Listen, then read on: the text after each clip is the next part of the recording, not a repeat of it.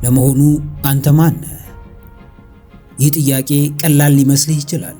ስምህን፣ ስራህን ወይም የቤተሰብህን ታሪክ ልትነግረኝ ትችላለህ። ነገር ግን እኔ እየጠየቅኩ ያለሁት ስለ ስምህ አይደለም።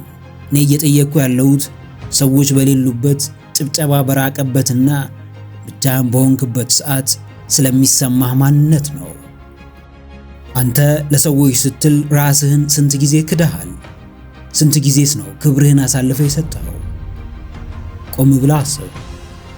ዛሬ ጠዋት ስትነሳ መጀመሪያ ያሰብከው ስለ ራስህ ደስታ ነው ወይስ ሌሎችን ስላለማስቀየም? በዚህች ምድር ላይ ስትኖር ትልቁ ስህተትህ ምን እንደሆነ ታውቃለህ? ሰዎች አንተን እንዲያከብሩ መለመንህ ነው። እባካችሁ እባካችሁ ዋጋ ስጡኝ፣ እባካችሁ አትናቁኝ የሚል የውስጥ ለቅሶ እያለቀስክ መኖርህ ነው። ነገር ግን ዛሬ አንድ መራራ እውነት እነግርሃለሁ። ክብር አይለመንም፣ ክብር ይገነባል።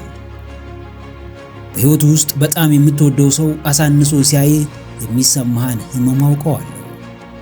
በጓደኞች መሃል ሆነ የአንተ ሐሳብ ዋጋ ሲያጣ፣ ንግግርህ ሲቋረጥ፣ መኖርህ እንደ ትርፍ ነገር ሲቆጠር የሚሰማህን ያንን የብቸኝነት ስሜት አውቀዋለሁ። ለምን እንዲያደርጉብኛል? እኔ እኮ ደግ ነኝ፣ እኔ እኮ ለሁሉም መልካም ነኝ ትል ይሆናል። ነገር ግን ልንገርህ፣ ያንተ ደግነት ድንበር ከሌለው ፍርሃት ይባላል። ያንተ ትህትና ራስን ማክበር ከሌለበት ባርነት ይባላል። ዓለም ጨካኝ ናት። ዓለም የምታከብረው ጠንካራውን እንጂ የዋሁን አይደለም። አንተ ራስህ ቆመ ለራስህ ጠበቃ ካልሆንክ ማንም መጥቶ ዘውድ አይጭንልህም። አሁን በዚህ ሰዓት ይህንን ድምፅ እየሰማ ሳለ ውስጥ የሆነ ቁጭት እንዲሰማ እፈልጋለሁ። ለዓመታት የፈቀድክላቸው ሰዎች፣ ዛሬ ካንተ በላይ ሆነው እንዲታዩ ያደረካቸው ሰዎች፣ ያንተን ዝምታ እንደ ድክመት የቆጠሩት ሰዎች ጊዜያቸው ሊያበቃ ነው። ዛሬ የምንነጋገረው ስለ 7 ነገሮች ነው። እነዚህ 7 ነገሮች ዝም ብለው ነጥቦች አይደሉም። እነዚህ 7 ነገሮች ለዓመታት የተቀበላችሁትን የውርደት ሰንሰለት የሚበጥሱ መዶሻዎች ናቸው። ራስን የማክበር ጥበብ ልክ እንደ ኪነ ጥበብ ነው። ጊዜ ይፈልጋል፣ ትዕግስት ይፈልጋል፣ ጥልቅ ትንተና ይፈልጋል። እስከ ቪዲዮ መጨረሻ ድረስ አብራችሁኝ የምትቆዩ ከሆነ ቪዲዮውን ከመጀመራችሁ በፊት የነበራችሁ ማንነትና ቪዲዮውን ከጨረሳችሁ በኋላ የሚኖራችሁ ማንነት ፍጹም የተለያዩ ይሆናሉ። ልብህ በኃይል እንዲመታ እፈልጋለሁ። ምክንያቱም ዛሬ ራስህን ለዓለም የምታስተዋውቅበት አዲስ ቀን ነው። ካሁን በኋላ አይሆንም ስትል ድምፅህ አይንቀጠቀጥም። ካሁን በኋላ ሰዎች ሲንቁ አንገትህን አትደፋም። ካሁን በኋላ ለማንም ሰው የክብርህን ቁልፍ አትሰጥም። ራስን ወደ አዲስ ከፍታ የመውሰድ መንገድ ቀላል አይደለም። ብዙ ጓደኞችን ልታጣ ትችላለህ። ብዙ ሰዎች ተቀይረሃል ሊሉ ይችላሉ። አዎ ተቀይረሃል። ወደ እውነተኛ ማንነትህ ተመልሰሃል። በዚህ ቪዲዮ ውስጥ የምንመለከታቸው 7 ነገሮች ለማያከብሩ ሰዎች የምትሰጠው የመጨረሻው መልስ ይሆናሉ። እነዚህን ጥበቦች ስትረዳ ሰዎች ስለ አንተ ያላቸው አመለካከት ሳይሆን አንተ ስለ ራስህ ያለ አመለካከት ሰማይ ይነካል። አሁን በጥልቀት ተንፈስ፣ አይኖችን ጨፍን። ለራስህ እንዲህ በል፣ እኔ ክቡር ነኝ፣ እኔ ዋጋ አለኝ፣ እኔ ድንበር አለኝ። አሁን ወደ መጀመሪያው ታላቅ ጥበብ እንሸጋገር። ይህ የመጀመሪያው ጥበብ ብቻውን የአስተሳሰብህን አጥር የሚያፈርስ ነው። ለማያከብሩ ሰዎች ልታደርገው የሚገባው ቁጥር 1 ነገር ዝምታ ይባላል። ብዙዎቻችሁ ዝምታ ድክመት ነው፣ ካልተናገርኩ ሰዎች እንደተሸነፍኩ ይቆጥሩኛል ብላችሁ ታስባላችሁ። ነገር ግን እውነቱ ከዚህ ፍጹም ተቃራኒ ነው። በዚህ ዓለም ላይ ትልቁ ድምፅ ያለው ጩኸት ውስጥ ሳይሆን ዝምታ ውስጥ ነው። ለማያከብሯችሁ ሰዎች፣ ዋጋችሁን ዝቅ አድርገው ለሚመለከቱ፣ በንግግራቸው ለሚጎዷችሁ ሰዎች ልትሰጧቸው የምትችሉት እጅግ የከበደና ልብ የሚሰብር ምላሽ ዝምታችሁ ነው። ሊዮናርዶ ዳቪንቺ እንዲህ ይላል፣ ዝምታ እንደ ተራራ ነው፣ ማንም ሊያፈርሰው አይችልም። ቆም ብላችሁ አስቡ። አንድ ሰው ሲሰድባችሁ ወይም ሲያቃልላችሁ ምላሽ እንድትሰጡ በጉጉት ይጠብቃል። ስትናደዱ፣ ስትጮሁ ወይም ስትከራከሩ ማየት ይፈልጋል። ምክንያቱም ያኔ የእርሱን ዝቅተኝነት ተጋርታችኋል ማለት ነው። ነገር ግን በጽናት ዝም ስትሉ ያ ሰው እንደ ሚሳኤል የሚወረውረው ቃል ኢላማውን አጥቶ ወደ እርሱ ይመለሳል። ዝምታችሁ ያንን ሰው አንተ እኔን ለማናደድ የሚያስችል አቅም የለህም የሚል መልእክት ያስተላልፍለታል። ዝምታ ድክመት እንዳልሆነ ለማወቅ ከፈለጋችሁ በዓለም ታሪክ ታላቁን የዝምታ ጀግና ተመልከቱ። ጌታችን መድኃኒታችን ኢየሱስ ክርስቶስ በጲላጦስ አደባባይ በቆመ ጊዜ በዙሪያው የነበሩት ሰዎች በሐሰት ይከሱት፣ ይሰድቡትና ይተፉበት ነበር። ጲላጦስ ግራ ተጋብቶ እንዲህ አለው፣ እነዚህ ስንት ነገር ሲመሰክሩብህ አትሰማምን? መጽሐፍ ቅዱስ ምን ይላል? እርሱ ግን እስከሚደነቅ ድረስ በአንድ ቃልስ እንኳ አልመለሰለትም። አስተውሉ። ኢየሱስ ዝም ያለው የሚናገረው ጠፍቶት አልነበረም። መላእክትን አዞ ያንን አደባባይ የማጥፋት ስልጣን ነበረው። ነገር ግን ዝምታን መረጠ። ያ ዝምታው ከሺህ ቃላት በላይ የሚጮህ ነበር። ጲላጦስን ያስፈራው፣ ከሳሾቹን ግራ ያጋባውና ክብሩን ከፍ ያደረገው ያ ታላቅ ዝምታው ነው። ለማያከብሯችሁ ሰዎች የምትሰጡት መልስ ልክ እንደዚህ ይሁን። ሰዎች ሊያበሳጯችሁ፣ ሊያዋርዷችሁና እንድትናገሩ ሊገፋፏችሁ ይችላሉ። እናንተ ግን በጽናት ዝም ስትሉ ክብራችሁን በአምላክ እጅ ላይ ያኖራችሁ ነው። በሳይንስ ሕግ ተቃውሞ ወይም ሬዚስታንስ ከሌለ ኃይል አይኖርም። አንድ ሰው ሲሰድባችሁ እናንተ መልሳችሁ ስትሳደቡ የግጭት ኃይል ትፈጥራላችሁ። ያ ሰው ይበልጥ እንዲጮህ ጉልበት ትሰጡታላችሁ። ነገር ግን ዝም ስትሉ ያ ሰው ባዶነት ውስጥ ይወድቃል። ዝምታችሁ በሰዎች አእምሮ ውስጥ ታላቅ ፍርሃት ይፈጥራል። ሮበርት ግሪን ዘ 48 Laws of Power በሚለው መጽሐፉ ላይ እንዲህ ይላል፣ ሁል ጊዜ ከሚያስፈልገው በታች ተናገር። ብዙ በተናገርክ ቁጥር ተራ ትመስላለህ፣ መቆጣጠርህን ታጣለህ።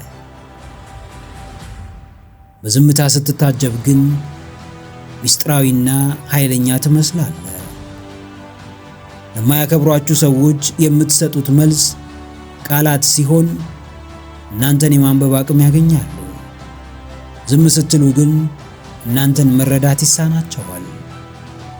ምን እያሰበ ይሆን? ለምን አልተቆጣም? ምን ሊያደርገኝ ይሆን? የሚሉ ጥያቄዎች በውስጣቸው ይፈጠራሉ። ዝምታችሁ የእነርሱን የትዕቢት ግንብ የሚያፈርስ ኃይለኛ መዶሻ ነው። ታዋቂው ፈላስፋ ፓይታጎረስ እንዲህ ይላል፣ ዝምታን መለማመድ ከንግግር ይልቅ ይከብዳል፣ ነገር ግን ከንግግር ይልቅ ያሸንፋል። እናንተ ዛሬ ለማሸነፍ ሳይሆን ክብራችሁን ለማስከበር ዝም በሉ። ማርከስ አውሬሊየስ የተባለው ታላቁ የሮም ንጉሥና ፈላስፋ በቤተ መንግሥት ውስጥ ብዙ ተቃዋሚዎችና ሰዳቢዎች ነበሩት። እርሱ ግን እንዲህ ይል ነበር፣ ምርጥ በቀል እንደ ሰዳቢ አለመሆን ነው። እርሱ ሰዎች ሲሰድቡት ስራውን በዝምታ ይሰራል፣ ስኬቱ ግን ከማንም በላይ ይጮህ ነበር። እናንተም ዛሬ ዝም ስትሉ ተሸንፋችሁ አይደለም። ይልቁንም ጊዜያችሁንና ኃይላችሁን ለማይረባ ሰው ማባከን ስላልፈለጋችሁ ነው። አልበርት አንስታይን እንዲህ ብሏል፣ ደካማ ሰው ይበቀላል፣ ጠንካራ ሰው ይቅር ይላል፣ ብልህ ሰው ግን ዝም ብሎ ያልፋል። እናንተ የትኞቹ ናችሁ? ደካማ፣ ጠንካራ ወይስ ብልህ? ለማያከብሯችሁ ሰዎች የምትሰጡት 30 ደቂቃ የሚፈጅ ዝምታ ከ30 ዓመት ጩኸት በላይ ያስተምራቸዋል። ዝምታችሁ አንተ በእኔ ሕይወት ውስጥ ቦታ የለህም የሚል የክብር አዋጅ ነው። አሁን ያንን ያዋረዳችሁን ሰው በህሊናችሁ አምጡት። በንዴት ሲጮህባችሁ ወይም ሲያሾፍባችሁ ይሁት። ከዚያም እናንተን ይሁ ልክ እንደ ጸጥተኛ ባህር፣ ልክ እንደማይናወጥ ተራራ ዝም ብላችሁ ስትመለከቱት ይሁት። ያ ሰው በዝምታችሁ ፊት ሲርበተበት ይሁት። የዝምታ ጥበብ ይህ ነው። ይህ የመጀመሪያው ነጥብ ነው። ዝምታን እንደ ጋሻ መጠቀም ስትጀምሩ የክብራችሁ ግንብ መታጠር ይጀምራል። አሁን ወደ ሁለተኛው ምዕራፍ እንሸጋገር። ሁለተኛው ነጥብ ደግሞ ይበልጥ ቆራጥ እንድትሆኑ ያደርጋችኋል። ድንበራችሁን እንዴት እንደምታሰምሩ እንመለከታለን። ሁለተኛውና እጅግ ወሳኝ የሆነው ራስን የማስከበር ጥበብ ድንበር ማበጀት ነው። ቆም ብላችሁ አስቡ። ድንበር የሌለው ሀገር ይባላል? አጥር የሌለው ግቢስ የቆሻሻ መጣያ ከመሆን ይተርፋል? መልሱ ግልጽ ነው፣ አይተርፍም። እናንተም ሕይወታችሁ ላይ ግልጽ የሆነ ድንበር ካላሰመራችሁ ሰዎች እንደፈለጉ ይገቡባችኋል። የፈለጉትን ቆሻሻ በውስጣችሁ ይጥላሉ። በጫማቸው ማንነታችሁን ረግጠው ይወጣሉ። አይሆንም ማለት አለመቻል ትህትና አይደለም።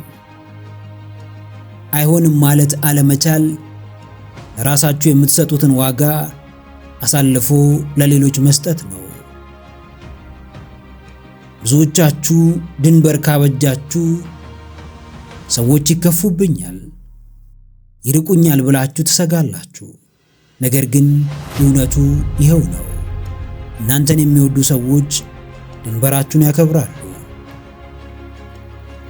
ሊጠቀሙባችሁ የሚፈልጉ ሰዎች ግን በድንበራችሁ ይናደዳሉ። የሰዎች መቆጣት ድንበራችሁ ምን ያህል አስፈላጊ እንደነበር ማረጋገጫችሁ ነው። በመጽሐፍ ቅዱስ ውስጥ የድንበርና የግንብ ትልቁ ምሳሌ ነህምያ ነው። የኢየሩሳሌም ቅጥር ፈርሶ በሮቿም በእሳት ተቃጥለው በነበረ ጊዜ ሕዝቡ ለጎረቤት ሀገራት መሳለቂያና መጫወቻ ሆኖ ነበር። ድንበር የሌለው ሕዝብ ክብሩ ይረክሳል። ነህምያ ግን ይህንን ውርደት አልተቀበለውም። ነህምያ ግንቡን መስራት ሲጀምር ሰንባላጥና ጦቢያ የተባሉ ሰዎች መጥተው ሊያስተጓጉሉት፣ ሊያላግጡበትና ሊያስፈራሩት ሞከሩ። ይቺ የምትሰራት ግንብ ምንድናት? ቀበሮ ቢመጣባት ትፈርሳለች እያሉ አፌዙበት። ነህምያ ግን ምን አደረገ? ወርዶ አልተከራከራቸውም። እንዲያውም እንዲያቆም ሲጠይቁትም አልፈቀደላቸውም። ይልቁንም እንዲህ አለ፣ እኔ ታላቅ ሥራ እየሠራሁ ነው። ወደ እናንተ ወርድ ዘንድ አልችልም። እናንተም ክብራችሁን የሚገነባ ድንበር ስታበጁ እንደ ሰንባላጥና ጦቢያ ያሉ ሰዎች ይመጣሉ። ሊያሾፉባችሁ ወይም ካሰመራችሁት መስመር ሊያስወጧችሁ ይሞክራሉ። ያኔ ለሰዎች ምላሽ በመስጠት ጊዜያችሁን አታጥፉ። እኔ ለክብሬ ግንብ እየሠራሁ ነው፣ ወደ እናንተ ዝቅታ አልወርድም በሏቸው።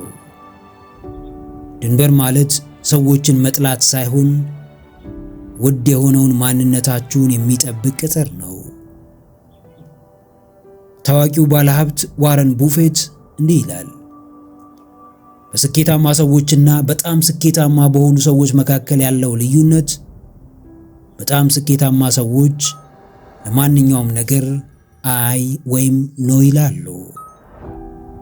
እናንተ ለሁሉም ሰው እሺ የምትሉ ከሆነ የራሳችሁ ሕይወት የላችሁ ማለት ነው። ሰዎች በማይመች ሰዓት ሲደውሉላችሁ እሺ፣ አቅማችሁ የማይፈቅደውን ነገር ሲጠይቋችሁ እሺ፣ በክብራችሁ ላይ ሲቀልዱ እሺ የምትሉ ከሆነ ክብራችሁን በገዛ እጃችሁ እየቀበራችሁት ነው። ኦፕራ ዊንፍሬ እንዲህ ትላለች፣ ሰዎች አንተን የሚይዙ አንተ እንዴት መያዝ እንዳለብህ ባስተማርካቸው ልክ ነው። ዛሬ ሰዎችን እያስተማራችሁ ነው። አንድ ሰው በማይገባ ቃል ሲጠራችሁ ዝም ካላችሁ በዚህ ቃል ልትጠራኝ ትችላለህ ብላችሁ እየፈቀዳችሁለት ነው። ዛሬ ይህንን ፍቃድ ሰርዙ። ድንበር ማበጀት ማለት በዚህ አነጋገር እንድታናገረኝ አልፈልግም፣ ዛሬ ለዚህ ነገር ጊዜ የለኝም፣ ይህ ለኔ አይመቸኝም ማለት መቻል ነው። ይህ ጸብ አይደለም፣ ይህ ራስን ማክበር ነው። 30 ደቂቃ የተግባር ጥሪ። አሁኑኑ በሕይወታችሁ ውስጥ 3 ድንበሮችን አስምሩ። አንደኛ፣ የንግግር ድንበር። ማንም ሰው በስማችሁ ላይ እንዲቀልድ ወይም ዝቅ አድርጎ እንዲያናግራችሁ አትፍቀዱ። ሁለተኛ፣ የጊዜ ድንበር። የሰዎች መጫወቻ አትሆኑ። ለራሳችሁ እድገት የምትሰጡት ጊዜ ቅዱስ ይሁን። ሶስተኛ፣ የስሜት ድንበር። የሰዎችን ጩኸትና መጥፎ ባህሪ ተሸካሚ አትሆኑ። ቅዱስ ጳውሎስ እያንዳንዱ የገዛ ራሱን ሸክም ሊሸከም ነውና ይላል። የሰዎችን መጥፎ ባህሪ ሸክም ተሸክማችሁ ክብራችሁን አታጥፉ። ድንበራችሁ ሲከበር እናንተ ትከበራላችሁ። በቀጣዩ ምዕራፍ ላይ ድንበራችሁን ካመቻቻችሁ በኋላ በራሳችሁ ላይ እንዴት ኢንቨስት እንደምታደርጉና ዝምታችሁን በስኬት እንዴት እንደምትተረጉሙ እንመለከታለን። ለማያከብሯችሁ ሰዎች ልትሰጡት የምትችሉት ከሁሉ የላቀውና ትልቁ ምላሽ ምንድነው ብላችሁ ታስባላችሁ? መሳደብ፣ መጣላት ወይስ እነሱን ለማሳመን መሞከር? በፍጹም አይደለም። ትልቁ ምላሽ እነሱ የናቁት ሰው ምን ያህል ከፍ ሊል እንደሚችል በተግባር ማሳየት ነው። ሰዎች የሚንቁት ያላችሁን አቅም ሳይሆን ዛሬ ያላችሁበትን ሁኔታ ነው። ሰዎች የሚንቁት ድህነታችሁን፣ አለማወቃችሁን ወይም ዝቅተኝነታችሁን ሊሆን ይችላል። እናንተ ያንን ማንነት ቀይራችሁ ስትመጡ ግን ንቀታቸው ወደ አድናቆት፣ ትዕቢታቸው ደግሞ ወደ ይቅርታ ጠያቂነት ይቀየራል። ታዋቂው ዘፋኝና ተጽዕኖ ፈጣሪ ፍራንክ ሲናትራ እንዲህ ብሏል፣ ትልቁ በቀል በሚያስደንቅ ሁኔታ ስኬታማ መሆን ነው። አስተውሉ። እናንተን ለሚንቁ ሰዎች ጊዜያችሁን አትስጡ። እነሱን በማማት ስለ እነሱ በማሰብና በቁጭት በመቃጠል የምታጠፉት እያንዳንዱ ደቂቃ ለጠላቶቻችሁ የምትሰጡት ነዳጅ ነው። ያንን ጊዜ ወስዳችሁ በራሳችሁ ላይ አፈሱት። ዕውቀታችሁን አሳድጉ፣ ክህሎታችሁን አበልጽጉ፣ አካላችሁን ጠብቁ፣ ማንነታችሁን ገንቡበት። እናንተ ስታድጉ ክብራችሁ አብሮ ያድጋል። የዮሴፍ ታሪክ ከጉድጓድ ወደ ቤተ መንግሥት። በመጽሐፍ ቅዱስ ውስጥ ራስን የማስከበርና በራስ ላይ ኢንቨስት የማድረግ ትልቁ ምሳሌ ዮሴፍ ነው። ዮሴፍን ወንድሞቹ ናቁት፣ ተሳለቁበት። በመጨረሻም ወደ ጉድጓድ ጥለው ለባርነት ሸጡት። እነሱ ሲሸጡት ክብሩን አጠፋ ነው፣ ሕልሙን ገደል ነው ብለው አሰቡ። ነገር ግን ዮሴፍ በባርነት ሀገር ሆኖ ምን አደረገ? ተስፋ ቆርጦ አለቀሰ? ወንድሞቹን እየረገመ ዘመኑን አሳለፈ? አይደለም። ዮሴፍ ባለበት ስፍራ ሁሉ በራሱ ላይ ኢንቨስት አደረገ። በባርነት ቤት ሆኖ የታመነ አገልጋይ ሆነ። በወህኒ ቤት ሆኖ ሕልም ተርጓሚና መሪ ሆነ። ራሱን ስለገነባና እግዚአብሔር ከእርሱ ጋር ስለነበረ ክብሩ ከባርነት ወደ ጠቅላይ ሚኒስትርነት ከፍ አለ። ከብዙ ዓመታት በኋላ እነዚያ የናቁት ወንድሞቹ በፊቱ ተንበረከኩ። ዮሴፍ ግን አልተበቀላቸውም። ለምን መሰላችሁ? ክብሩ ከበቀል በላይ ስለገነነ ነው። እንዲህ አላቸው፣ እናንተ ክፉ ነገርን አሰባችሁብኝ፣ እግዚአብሔር ግን ዛሬ እንደሚሆነው ብዙ ሕዝብ እንዲድን ለበጎ አደረገው። እናንተን ዛሬ ወደ ጉድጓድ የጣሏችሁ ሰዎች ሊኖሩ ይችላሉ። እናንተን አሳንሰው የሸጧችሁ ዘመዶች ሊኖሩ ይችላሉ። መፍትሄው እነርሱን መጥላት አይደለም። መፍትሄው ዮሴፍ እንዳደረገው በራሳችሁ ላይ ሰርታችሁ ከጉድጓድ ወጥታችሁ ቤተ መንግሥት ላይ መታየት ነው። እናንተ ስትነግሱ የናቋችሁ ሰዎች በራሳቸው ጊዜ አንገታቸውን ይደፋሉ።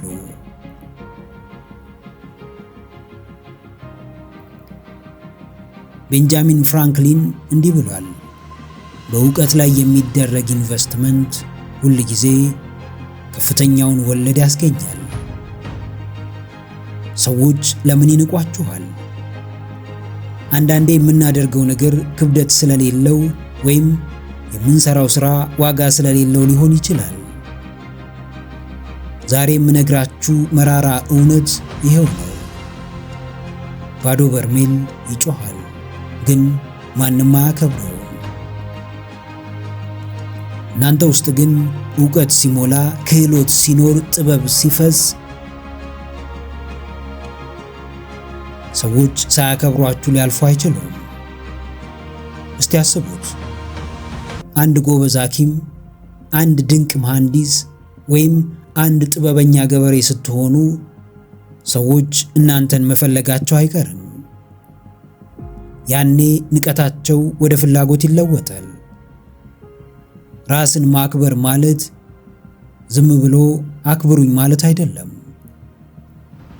ራስን ማክበር ማለት የሚከበር ማንነት መገንባት ነው። መጽሐፍ አንብቡ፣ አዲስ ክህሎት ተማሩ፣ ያላችሁን ሥራ በላቀ ጥራት ስሩ።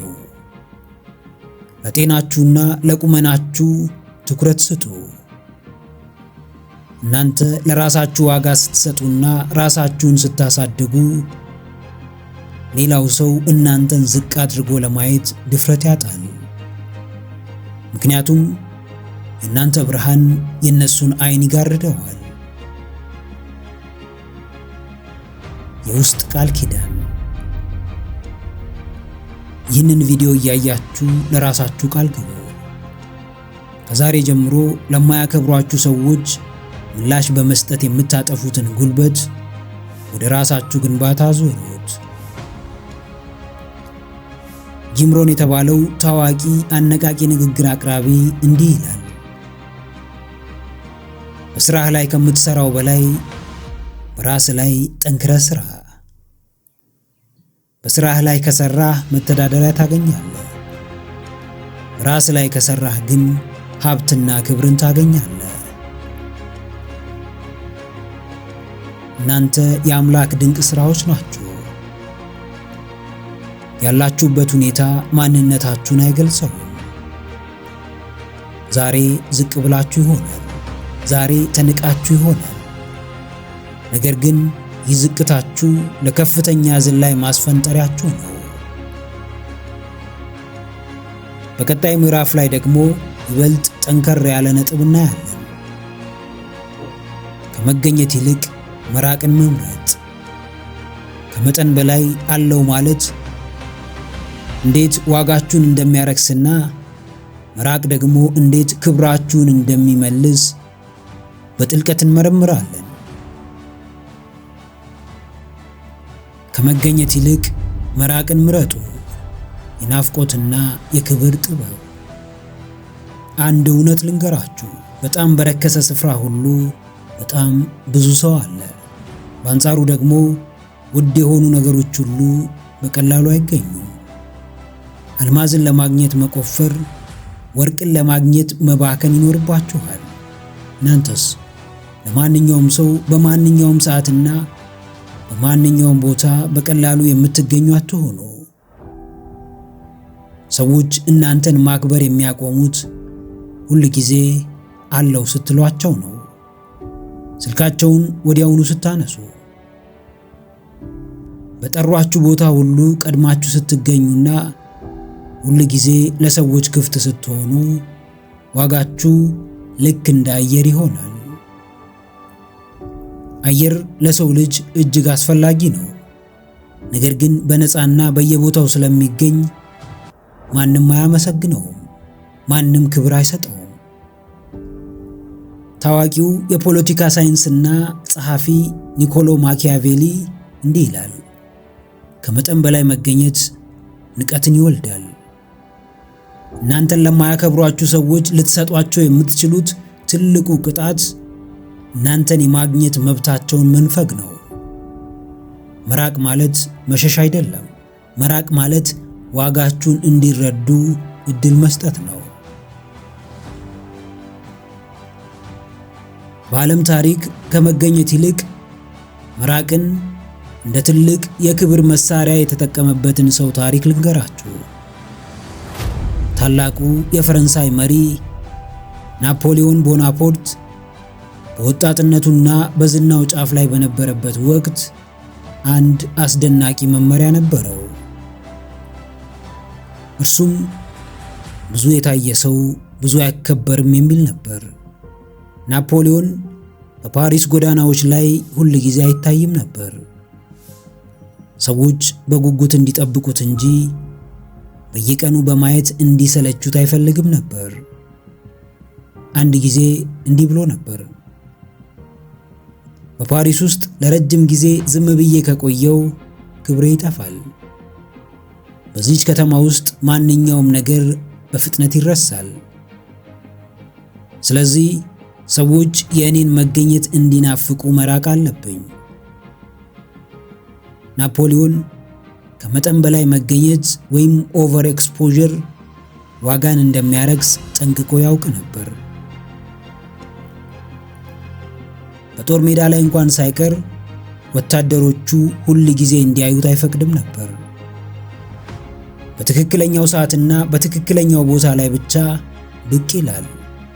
ያኔ መገኘቱ እንደ ትልቅ ክብርና እንደ ታላቅ በረከት ይቆጠር ነበር። እናንተም ከዚህ ታሪክ የምትማሩት ትልቁም ነገር አለ። ለማያከብሯችሁ ሰዎች፣ ዋጋችሁን ዝቅ አድርገው ለሚመለከቱ ጓደኞች ወይም ዘመዶች አለመገኘትን እንደ ስጦታ ስጧቸው። ከነርሱ ራቁ። በየተጠራችሁበት ድግስና በየተሰበሰቡበት ቦታ ሁሉ አትገኙ። ናፖሊዮን እንዳደረገው መራቃችሁ ጥያቄ ይፈጥርባቸዋል። የት ሄደ? ምን ሆኖ ነው? ለምን ቀረ? ብለው እንዲጨነቁ አድርጓቸው። እናንተ በሌላችሁበት ቦታ ነው ክብራችሁ የሚነሳው። መገኘታችሁ ዋጋ ካጣ መራቃችሁ ዋጋችሁን ያስከብራል። ሰዎች የእናንተን አለመኖር እንዲለማመዱ አትፍቀዱላቸው። ይልቁንም የእናንተን አለመኖር እንዲፈሩት አድርጉ። የናፖሊዮን ስልት ግልጽ ነበር። ክብሩን ያስጠበቀው በንግግር ብዛት ሳይሆን በራሱ ላይ ባለው ቁጥጥርና መቼ መታየት እንዳለበት በማወቁ ነው። ታዋቂው ጸሐፊ ባልታሳር ግራሲያን እንዲህ ይላል፣ በጣም አትገኙ። ምክንያቱም ሰዎች ያገኙትን ነገር ሁሉ የመናቅ ዝንባሌ አላቸው። እናንተም ዛሬ ራሳችሁን ጠይቁ። በሰዎች ሕይወት ውስጥ የሚታፈስ አፈር ናችሁ ወይስ በናፍቆት የሚጠበቅ አልማዝ? ለማያከብራችሁ ሰው ሁል ጊዜ ክፍት መሆን ማለት ራሳችሁን እንደ ተራ ዕቃ መቁጠር ነው። ዛሬ መራቅን ተለማመዱ። ርቀታችሁ ግርማ ይሁንላችሁ። ሮበርት ግሪን ዘ 48 ሎውስ ኦፍ ፓወር በሚለው መጽሐፉ ላይ 16ኛውን ሕግ እንዲህ ሲል ያስቀምጠዋል። ክብርና ሞገስን ለመጨመር አለመገኘትን ወይም አብሰንስ ተጠቀም። አንድ ነገር በየቀኑ ካየኸው ውበቱ ይጠፋብሃል። ፀሐይ በየቀኑ ስለምትወጣ ማንም አድናቆት አይሰጣትም። ነገር ግን ግርዶሽ በሚሆንበት ቀን ሁሉም ሰው ቀና ብሎ ያያታል። እናንተም በሰዎች ሕይወት ውስጥ የፀሐይ ግርዶሽ ሁኑ። ሁል ጊዜ የምትታዩ፣ ሁል ጊዜ የምታወሩና ሁል ጊዜ የምታስቁ አትሁኑ። የታዋቂው ፈላስፋ አርተር ሾፐንሃወርን ንግግር ልብ በሉ። ሰዎች ሰላምን የሚያገኙት በብቸኝነት ውስጥ እንጂ በሰው መካከል አይደለም። ከማያከብሯችሁ ሰዎች መራቅ ማለት ራሳችሁን ለመፈለግ ጊዜ ማግኘት ማለት ነው። ለነሱ ያላችሁን አክብሮት በዝምታ መግለጽ ማለት ነው። እኔ ለራሴ በቃለሁ የሚል መልእክት ማስተላለፍ ማለት ነው። አስታውሱ፣ እናንተ ስትርቁ ሰዎች ሁለት ነገር ያደርጋሉ። ወይ ይናፍቋችኋል፣ ወይ ደግሞ ያለ እናንተ መኖር እንደሚችሉ ያውቃሉ። ሁለቱም ውጤቶች ለእናንተ ጠቃሚ ናቸው። የናፈቃችሁ ሰው ዋጋችሁን አውቆ ይመለሳል። ያለ እናንተ መኖር የሚችል ሰው ደግሞ ከሕይወታችሁ መውጣት የነበረበት ሰው መሆኑን ታውቃላችሁ። የክብር እርምጃ። ዛሬ ቃል ግቡ። ከማያከብሯችሁ ሰዎች ጋር ያላችሁን ግንኙነት በ50% ቀንሱ። ሁሉንም ጥሪ አትመልሱ። በየሳምንቱ የምታገኟቸው ሰዎች ከሆኑ በወር አንድ ጊዜ ብቻ አገኟቸው። እናንተን ለማግኘት መሰላል እንዲያስፈልጋቸው አድርጉ። ማርከስ አውሬሊየስ እንዲህ ብሏል፣ ብቸኝነት የነፍስ መታጠቢያ ቤት ነው። ርቃችሁ ስትሄዱ ነፍሳችሁ ታርፋለች፣ ክብራችሁ ይታደሳል። በቀጣዩ ምዕራፍ ላይ ደግሞ እጅግ ወሳኝ የሆነውን ነጥብ እናያለን። ስሜትን መቆጣጠር ወይም ኢሞሽናል ኢንተለጀንስ። ሰዎች ሊያበሳጯችሁ በሚሞክሩበት ሰዓት ስሜታችሁን እንደ ድንጋይ በማጠንከር እንዴት ክብራችሁን ማስጠበቅ እንደምትችሉ በጥልቀት እንመረምራለን። ስሜትን መቆጣጠር፣ የማይናወጥ ተራራ መሆን። ስሜታችሁ የክብራችሁ ቁልፍ ነው። አንድ ትልቅ ምስጢር ልንገራችሁ። ሰዎች እናንተን መቆጣጠር የሚችሉት ስሜታችሁን ማነሳሳት ሲችሉ ብቻ ነው። ለማያከብሯችሁ ሰዎች ልትሰጧቸው የምትችሉት ትልቁ ስጦታ መናደድ ነው።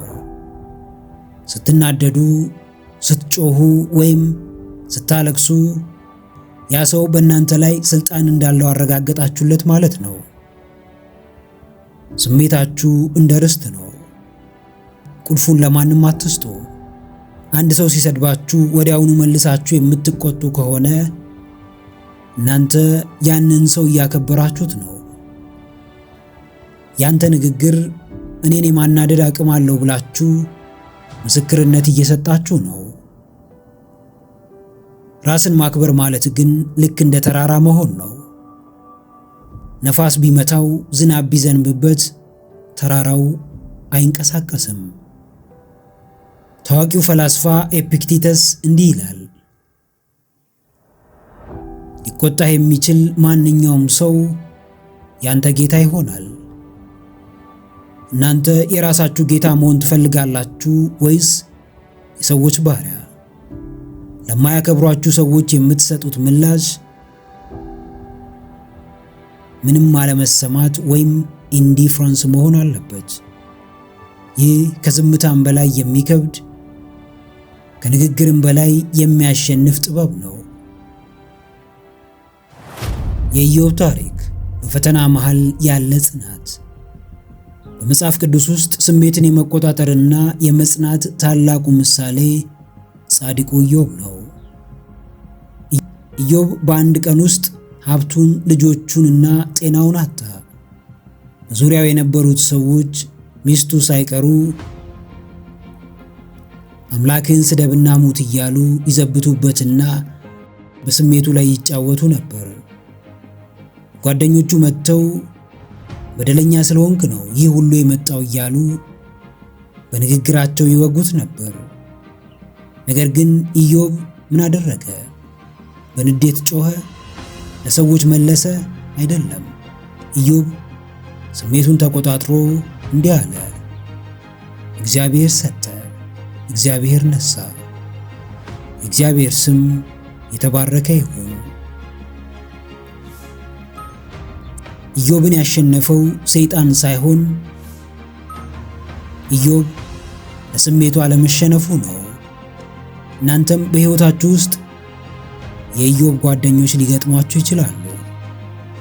ንግግራቸው እንደ ጦር የሚወጋ፣ ሕመማችሁን የማይረዱና ክብራችሁን የሚነኩ ሰዎች ሊኖሩ ይችላሉ። የእነርሱ ዓላማ እናንተ እንድታማርሩና ማንነታችሁን እንድትረግሙ ነው።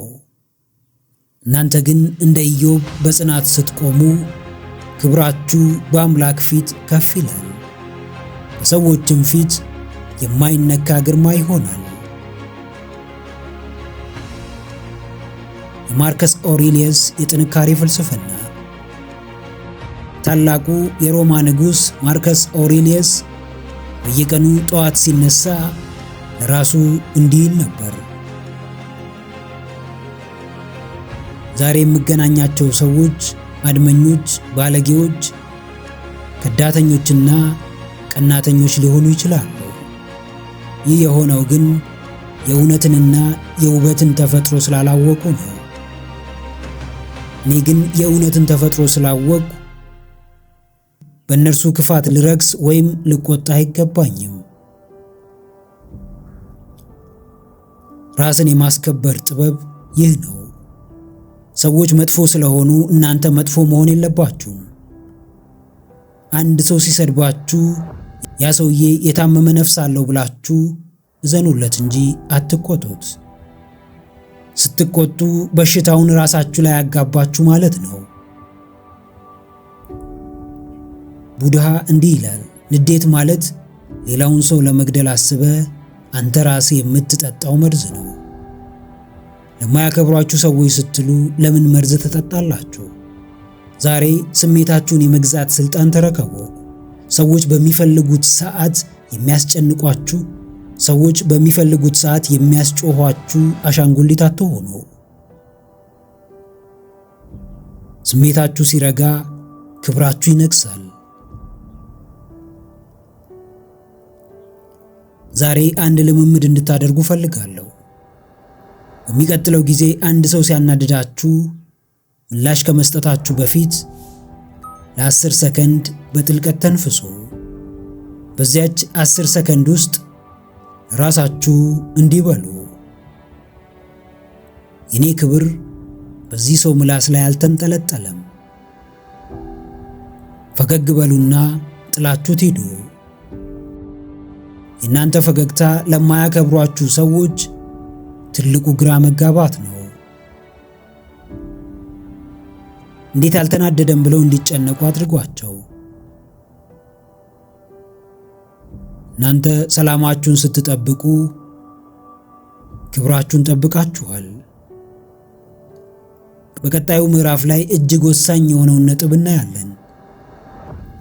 ጥገኛ መሆንን አቁሙ። ስቶፕ ሲኪንግ ቫሊዴሽን። የሰዎችን ጎበዝ ባይነት መፈለግ እንዴት ክብራችሁን እንደሚገድለውና በራሳችሁ መቆም እንዴት ታላቅነትን እንደሚያመጣ በጥልቀት እንመረምራለን። ጥገኛ መሆን አቁሙ። ስቶፕ ሲኪንግ ቫሊዴሽን። የነጻነት አዋጅ። የሰው ጭብጨባ እስር ቤት ነው። በሕይወታችሁ ትልቁን ውርደት የምትቀበሉት መቼ እንደሆነ ታውቃላችሁ? ክብራችሁን በሰዎች እጅ ላይ ስታስቀምጡ ነው። ብዙዎቻችን የምንኖረው ለሰዎች ጎበዝ ባይነት ነው። ሰዎች ካመሰገኑን ደስ ይለናል። ሰዎች ካልተቀበሉን ግን ዓለማችን ትጨልማለች። ይህ ጥገኝነት ይባላል። ለማያከብሯችሁ ሰዎች ዋጋ የምትሰጡት የእነርሱን ይሁንታ ወይም ቫሊዴሽን ስለምትፈልጉ ነው። እባካችሁ አክብሩኝ ብላችሁ በልባችሁ ትለምናላችሁ። ነገር ግን ልንገራችሁ፣ የሚለመን ክብር የለም። የሰዎችን ይሁንታ በፈለጋችሁ ቁጥር የእነርሱ ባሪያ ትሆናላችሁ። እነርሱ በፈለጉ ሰዓት ዝቅ ያደርጓችኋል፣ በፈለጉ ሰዓት ከፍ ያደርጓችኋል። ታዋቂው ፈላስፋ ላኦዙ እንዲህ ይላል፣ በሰዎች አድናቆት ላይ ከተደገፍክ የሰዎች እስረኛ ትሆናለህ። ዛሬ ከዚህ እስር ቤት የምትወጡበት ቀን ነው። ለማያከብሯችሁ ሰዎች የኔ ዋጋ በእናንተ አፍ ውስጥ የለም ብላችሁ አውጁ።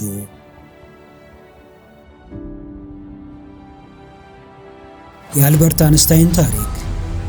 ከዓለም ትችት በላይ መቆም። በዘመናዊው ታሪክ ውስጥ የሰዎችን ይሁንታ ባለመፈለግ ክብሩን ያስጠበቀ ታላቅ ሰው ብንፈልግ ቀዳሚው አልበርት አንስታይን ነው። አንስታይን ገና ወጣት ሳለ በዘመኑ የነበሩ ሳይንቲስቶችና ፕሮፌሰሮች አንተ ምንም አትረባም፣ የትም አትደርስም የሚሉት ነበር። እንዲያውም አንደኛው መምህሩ በሕይወት ምንም አይነት ስኬታማ ሰው አትሆንም ብሎ በፊቱ ተናግሮ ነበር። አንስታይን ግን እንደ ሳኦል የሰዎችን ጭብጨባ አልፈለገም። ሰዎች ጎበዝ እንዲሉት አልተማጸነም። ይልቁንም የራሱን ዓለም ፈጠረ። በፓተንት ቢሮ ውስጥ ተቀጥሮ በሚሰራበት ጊዜ በዙሪያው የነበሩ ሰዎች ሁሉ እንደ ተራ ሰራተኛ ዝቅ አድርገው ያዩት ነበር። እርሱ ግን በልቡ ውስጥ ያለውን ታላቅ ብርሃን ያውቅ ነበር። በ1905 የፊዚክስን ዓለም የለወጡ 4 የምርምር ወረቀቶችን ሲያወጣ ብዙዎቹ አንጋፋ ሳይንቲስቶች ተቃወሙት። ይህ ሰውዬ እብድ ነው፣ ሳይንስን አላወቀም እያሉ አፌዙበት። አንስታይን ግን አልደነገጠም። እናንተ ጭብጨባ እኔን አያግደኝም፣ ትችታችሁም እኔን አይገለኝም የሚል የማይናወጥ አቋም ነበረው። አንስታይን ክብሩን የገነባው በሰዎች ጎበዝ ባይነት ላይ ሳይሆን በራሱ እውነት ላይ ነው። በኋላ ላይ ዓለም ሁሉ ሲያጨበጭብለትም ጭብጨባው ለእኔ ሳይሆን ለፈጠርኩት እውነት ነው ብሎ ራሱን ከሰዎች ይሁንታ ነፃ አደረገ። እናንተም ልክ እንደ አልበርት አንስታይን ሁኑ። ለማያከብሯችሁ ሰዎች የኔ ዋጋ በእናንተ አፍ ውስጥ የለም በሏቸው። ሰዎች አትችልም ሲሏችሁ በውስጣችሁ ያለውን አንስታይን ቀስቅሱት። የእናንተ ስኬት የሰዎችን አፍ ይዘጋል እንጂ የእናንተ ንግግር ሰዎችን አያሳምንም። ክብራችሁ የሚጀምረው የሰዎችን ይሁንታ መፈለግ ስታቆሙ ነው። አስተውሉ።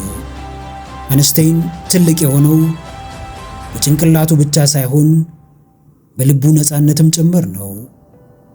የሰዎች ትችት ቢበግረው ኖሮ ዛሬ ዓለምን የለወጠውን የጥበብ ብርሃን አናገኝም ነበር። ታዋቂው ፈላስፋ ሾፐንሃወር እንዲህ ይላል፣ በጣም ጥቂት ሰዎች ብቻ ናቸው የራሳቸው የሆነ አስተያየት ያላቸው። አብዛኛው ሰው ግን የሌላውን ሰው አስተያየት እንደ ገደል ማሚቶ ያስተጋባል። እናንተ የሌላው ሰው ገደል ማሚቶ አትሆኑ። ለማያከብሯችሁ ሰዎች ስትሉ ራሳችሁን አታሳንሱ። አንስታይን በራሱ ላይ ኢንቨስት አድርጎ ዓለምን እንዳሳደገው እናንተም በራሳችሁ እውነት ላይ ቆሙ። ያኔ የናቋችሁ ሰዎች ጎበዝ ሊሏችሁ፣ በራሳቸው ጊዜ ይመጣሉ። በራስ መተማመን ወይስ የሰው ይሁንታ? አልበርት ካሙስ እንዲህ ብሏል፣ ሰዎች አንተን እንዲረዱ ከመፈለግ ይልቅ አንተ ራስህን ለመረዳት ጥረት አድርግ። ለምንድን ነው ሰዎች እንዲቀበሏችሁ የምትፈልጉት? ምናልባት ራሳችሁን ስላልተቀበላችሁ ይሆን? ራሱን የሚወድና ራሱን የሚያከብር ሰው ሌላው ሰው አላከብርህም ቢለው አይገረምም። ይህ የእርሱ ምርጫ ነው። የእኔ ማንነት ግን አይቀየርም ብሎ ያልፋል። ራልፍ ዋልዶ ኤመርሰን እንዲህ ይላል፣ በዚህ ዓለም ውስጥ ትልቁ ጀግንነት ሰዎች አንተን ሌላ ነገር ለማድረግ በሚጥሩበት ሰዓት አንተ ራስህን መሆንህ ነው። ለማያከብሯችሁ ሰዎች ስትሉ አትቀየሩ። እነርሱን ደስ ለማሰኘት አትልፉ። እናንተ ቆንጆ ናችሁ ስትባሉ ቆንጆ፣ መጥፎ ናችሁ ስትባሉ መጥፎ የምትሆኑ መስታወት አትሆኑ። እናንተ ከሰዎች ንግግር በላይ የሆናችሁ ውድ ፍጥረታት ናችሁ። ሰዎች ባያጨበጭቡላችሁም ፀሐይ መውጣቷን አታቆምም። እናንተም ማደጋችሁን አታቆሙ። የነጻነት ቃለ መሐላ። ዛሬ አንድ ትልቅ ውሳኔ ወስኑ። ከዛሬ ጀምሮ ሰዎች ምን ይሉኛል የሚለውን ሰንሰለት በጥሱት። ሰዎች ባያመሰግኗችሁም ደግነታችሁን ቀጥሉ። ሰዎች ባያዩላችሁም ስራችሁን በላቀ ሁኔታ ስሩ። ለማያከብሯችሁ ሰዎች የእናንተ አስተያየት ለኔ ግብአት እንጂ መመሪያዬ አይደለም በሏቸው። ማህተማ ጋንዲ እንዲህ ብሏል፣ ማንም ሰው በእኔ ፈቃድ እንጂ ሊያሳምመኝ አይችልም። ዛሬ ፍቃዳችሁን ንጠቋቸው። የእናንተ ደስታና ክብር በራሳችሁ እጅ ይሁን። በመጨረሻውና በታላቁ ሰባተኛው ጥበብ ላይ ደግሞ ሁሉንም ነገር የሚዘጋውን ጥበብ እናያለን። በክብር መሰናበት። walk away with grace። መቼ መሄድ እንዳለባችሁ ማወቅና ሳይጣሉ በክብር መለየት እንዴት ታላቅነት እንደሆነ በጥልቀት እንመረምራለን። አሁን ወደ መደምደሚያውና ሁሉንም ነጥቦች ወደሚያስተሳስረው ታላቅ ጥበብ እንሻገራለን። ይህ ጥበብ በክብር መሰናበት ወይም walk away with grace የመጨረሻው የድል እርምጃ ይባላል። ክብርን ለማስጠበቅ ትልቁ ጥበብ መቼ መሄድ እንዳለባችሁ ማወቅ ነው። ራስን የማስከበር ሰባተኛውና የመጨረሻው ምስጢር መሄድ ነው። ብዙዎቻችን በማያከብሩን ሰዎች መካከል ተቀምጠን አክብሩኝ ብለን እንከራከራለን። ነገር ግን እውነቱ ይሄ ነው። ለማይሰማ ሰው አትናገር፣ ለማያከብር ሰው ደግሞ አትገኝ። በማይከበሩበት ቦታ ላይ መቆየት ራስን መበደል ነው። አክብሩኝ ብለህ መለመን ክብሩን ይበልጥ ያረክሰዋል። ትክክለኛው የክብር ሰው ግን ክብሩ በጎደለበት ስፍራ ላይ ለሰከንድ አይቆይም። ሳይጣላ፣ ሳይሳደብ፣ ድምፁን ሳያሰማ በዝምታ ፊቱን አዙሮ ይሄዳል። የእርሱ መሄድ ከሺህ ቃላት በላይ መልእክት ያስተላልፋል። የእናንተ ንቀት ለእኔ ቦታ የለውም የሚል የዝምታ አዋጅ ነው። ታዋቂው ጸሐፊና ፈላስፋ ጄምስ ባልድዊን እንዲህ ይላል፣ አንድ ጊዜ ዋጋን ካወቅክ በኋላ በማያከብር ስፍራ ላይ መቆየት አይቻልህም። ዛሬ ዋጋችሁን ወቁ። መሄድ መሸነፍ አይደለም።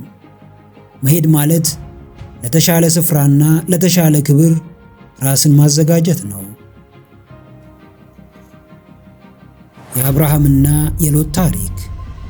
በሰላም መሰናበት። በመጽሐፍ ቅዱስ ውስጥ በክብር የመለየትን ጥበብ በታላቁ አባት በአብርሃም ሕይወት ውስጥ እናየዋለን። የአብርሃምና የወንድሙ ልጅ የሎጥ እረኞች በመካከላቸው ጠብ በሆነ ጊዜ አብርሃም ሁኔታው ክብሩንና ሰላሙን እንደሚነካ ተረዳ። ጠብ ባለበት ክብር የለም። አብርሃም ምን አደረገ? ከሎጥ ጋር ተጋጨ? እኔ ነኝ ትልቁ፣ እኔ ነኝ መጀመሪያ የመጣሁት ብሎ ተከራከረ? አይደለም። አብርሃም በክብር እንዲህ አለው፣ በእኔና በአንተ መካከል ጠብ እንዳይሆን እለምንሃለሁ። ምድር ሁሉ በፊት አይደለችምን? ከእኔ ትለይ ዘንድ እለምንሃለሁ። አብርሃም ክብሩን ያስጠበቀው በመለየቱ ነው። ሎጥ ምርጡን መሬት መርጦ ሲሄድ አብርሃም ቅሬታ አልነበረውም። ምክንያቱም አብርሃም የሚያውቀው ክብሩ ያለው በመሬቱ ላይ ሳይሆን በውስጡና በአምላኩ ዘንድ መሆኑን ነው። እናንተም በማያከብሯችሁ ሰዎች መካከል ሆናችሁ ከምትጣሉ መንገዳችን ይለያይ ብላችሁ በሰላም ተለዩ። አብርሃም ሲለይ ነው እግዚአብሔር ክብሩን ይበልጥ ከፍ ያደረገው። ስትሄዱ ነው አዲስ በር የሚከፈተው። የመሐመድ አሊ ታሪክ፣ በራስ መተማመንና የክብር አቋም። በቅርብ ታሪክ ውስጥ ደግሞ ታላቁ ቦክሰኛ መሐመድ አሊ ለክብሩ ሲል ታላቅ ዋጋ የከፈለ ሰው ነው። በዝናው ጫፍ ላይ ያለ የማያምንበትን ጦርነት እንዲዋጋ በተጠየቀ ጊዜ አልዋጋም ብሎ በክብር አሻፈረኝ አለ። ያኔ ዝናውን ቀሙት፣ የቦክስ ፈቃዱን ሰረዙት፣ ወደ እስር ቤት ሊከቱትም ዛቱበት። አሊ ግን እንዲህ አለ፣ ክብሬንና ማንነቴን ሽጬ ንጉሥ ከምሆን በክብሬ ቆሜ እስረኛ መሆንን እመርጣለሁ። አሊ ያንን ስፍራ ጥሎ ወጣ። ለዓመታት ከሜዳ ራቀ። ነገር ግን ሲመለስ ከበፊቱ በበለጠ ክብር የዓለም ንጉሥ ተብሎ ተመለሰ። ለምን? ምክንያቱም አሊ መሄድን ያውቅበታል። የማይመጥነውን ሁኔታ ጥሎ የመውጣት ድፍረት ነበረው። እናንተም ዛሬ ራሳችሁን ጠይቁ። ለዝና፣ ለጥቅም ወይም ለሰው ብላችሁ ክብራችሁን እየሸጣችሁ ነው? በማያከብሯችሁ ድርጅት፣ በማያከብሯችሁ የፍቅር ጓደኛ ወይም በማያከብሯችሁ ጓደኞች መካከል ለምን ትቆያላችሁ? ልክ እንደ መሐመድ አሊ ይህ ለእኔ አይመጥነኝም ብላችሁ በክብር መውጣትን ተለማመዱ። የሄደ ሰው አይናቅም፣ የተናቀ ሰው ግን አይሄድም። ታላቅ መደምደሚያ። ባለፉት ምዕራፎች 7 ራስን የማስከበር ጥበቦችን ተመልክተናል። በዚህም መሰረት እናንተ አንደኛ ዝምታን መርጣችኋል፣ ሁለተኛ ድንበራችሁን አጥራችኋል፣ ሶስተኛ በራሳችሁ ላይ ሰርታችኋል፣ አራተኛ መራቅን ተለማምዳችኋል፣ አምስተኛ ስሜታችሁን ገዝታችኋል፣ ስድስተኛ ከሰው ይሁንታ ነፃ ወጥታችኋል፣ ሰባተኛ አሁን ደግሞ በስተመጨረሻ በክብር መሰናበትን ተምራችኋል። አስታውሱ፣ እናንተ የንጉሥ ልጆች ናችሁ። ክብራችሁ የአምላክ ስጦታ ነው። ማንም እንዲረግጠው አትፍቀዱ። ከዛሬ ጀምሮ አንገታችሁን ቀና አድርጉ። በማያከብራችሁ ሰው ፊት አትሽቆጥቆጡ። የእናንተ ክብር የእናንተ ማንነት ነው። ክብር ለሚገባው ክብርን ስጡ ይላል መጽሐፉ። እናንተ ደግሞ መጀመሪያ ለራሳችሁ ክብርን ስጡ። ያኔ ዓለም ሁሉ ያከብራችኋል። እስካሁን አብራችሁን ስለቆያችሁ በጣም አመሰግናለሁ። ቪዲዮውን ጠቃሚ ሆኖ ካገኛችሁት ላይክ ማድረጋችሁ እንዳትረሱ።